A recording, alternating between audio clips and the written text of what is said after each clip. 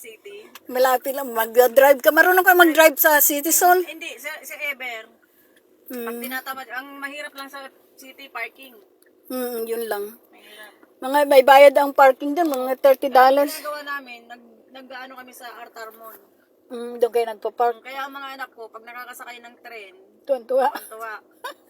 Hindi na kami nagbabas. Hindi na kami naka-experience magbas. Yung yung bunso ko, hindi pa nakakabas yun. Pero dati yung maliit mo nakasakay na siyang mag-ano. Dahil nagko-commute pa lang kami nun eh. Dati yun, sinasama ko sa work yun eh. Sisi siya. Nursing home, nagtatambay lang siya sa office. Dati. Nursing home. Dahil walang mag-aalaga. Sinasama ko siya. Pati sa hospital, sinasama mo din siya pag Hindi minsan. sa ospital. Kasi sa ospital may mga infectious eh. Yun lang nga. Ganyan naman. Wala na oh. Hindi ka sul nagpapa-childcare. Nag-childcare sila isang taon lang. Hindi, ibig ko sabihin yung nagpapa-daycare pag walang mag-alaga doon sa Hindi. anak mo. 1 year.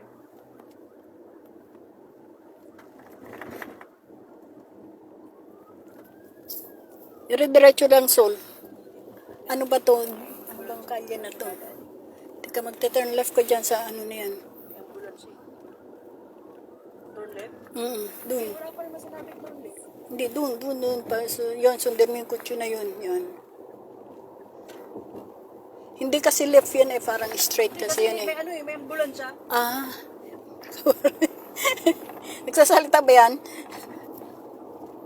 111, may nag... Ayan, it's me.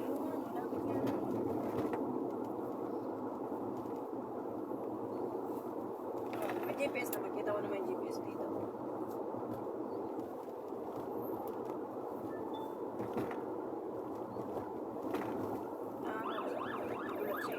Nag-iingay si Manoy. Ambulance.